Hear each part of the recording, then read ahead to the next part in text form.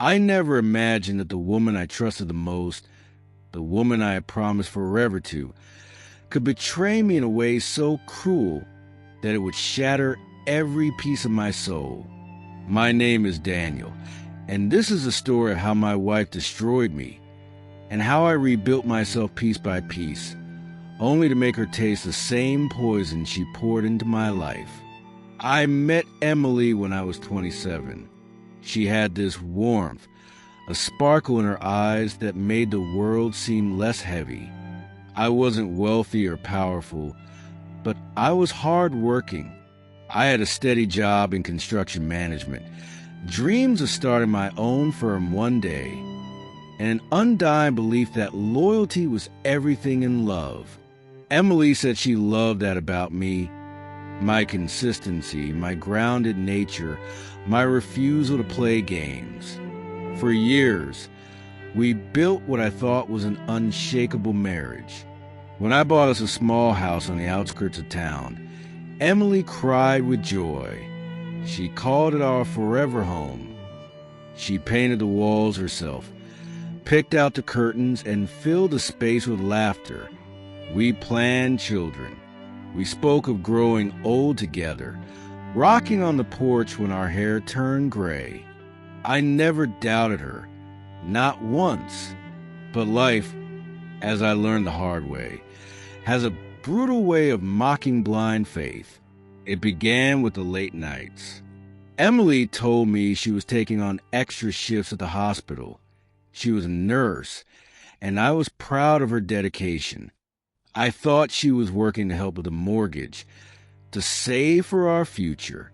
I didn't question it when she came home exhausted, hair messy, uniform smelling faintly of perfume that didn't match the sterile hospital halls. I chalked it up to her working alongside patients, to stress. The truth started unraveling when I found her phone buzzing on the nightstand while she showered. I wasn't the kind of husband to snoop, but the message that lit up the screen froze me. Last night was incredible. I can't stop thinking about you. Same time tomorrow. My chest constricted. My hands shook. I stared at those words over and over, hoping I had read them wrong. But when she came out of the shower, humming softly as though nothing in the world was amiss, I felt something break inside me. That night, while she slept peacefully beside me, I couldn't close my eyes. The image of her with someone else burned behind my eyelids. The thought of her lips on another man's skin, her laughter in someone else's ear, her love, our love, tossed away like it meant nothing. The next day, I followed her. I told her I was heading to a site inspection, kissed her forehead, and watched her drive off. My hands gripped the steering wheel so tight the leather creaked as I tailed her. She didn't go to the hospital. She went to a hotel. I sat in the parking lot, my jaw clenched, my entire body trembling. And then I saw him, a man in a suit, tall, smug-looking. He kissed her like she belonged to him, and she kissed him back with a passion I hadn't seen in years. I wanted to storm out of the car, drag her away, scream, demand answers. But something in me whispered, wait, watch, learn, then decide how to destroy them both. So I waited. For weeks, I gathered proof. Photos, messages, hotel receipts. I pretended to be the same loving husband at home, though every touch from her felt like fire scorching my skin. Every lie she told twisted deeper into my bones. But I let her believe I was blind, because betrayal demands more than anger. It demands precision. I discovered his name, Richard, a married man, a manager at the pharmaceutical company near the hospital. He had a wife, kids. He was living a double life, just like Emily. And that's when I realized I wasn't going to just expose her. I was going to ruin her. I began my plan quietly. I reached out to Richard's wife anonymously, sending her the pictures. Her devastation mirrored mine, but unlike me, she exploded immediately. She confronted Richard, threatened divorce. Their world began to crumble. I watched in the shadows as Emily's lover grew distant, caught in chaos at home.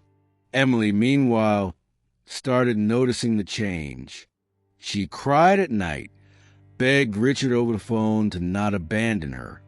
I lay in bed beside her, listening as she whispered words of desperation into the darkness, unaware that I was wide awake.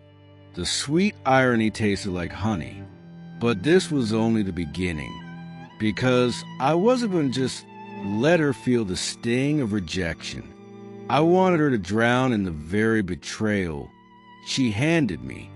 I started building my future quietly, transferring funds into a separate account, networking with investors for a construction firm I'd always dreamed of. I poured my energy into my business while pretending to forgive her distance. I became colder, less available, and she began to notice.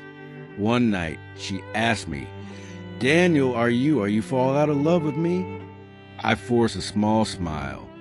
"Work is just stressful. I'm fine." Inside, I laughed bitterly. Love? That word was dead. But I needed her to believe, for now, because revenge isn't about striking fast. It's about letting the blade sink slow, cutting deeper with every second. When Richard's wife filed for divorce, the scandal spread like wildfire in their social circle. Emily panicked. She started spending more time at home, cooking, cuddling, playing the role of a devoted wife. But her performance was wasted, because by then, I had already set the final act in motion.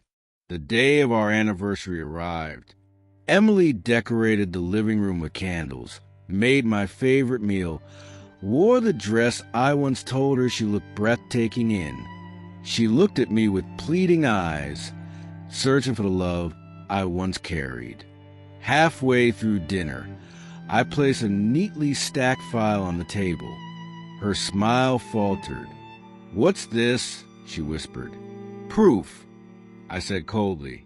"Proof of every lie, every betrayal, every time you walked out of this house to crawl into another man's bed."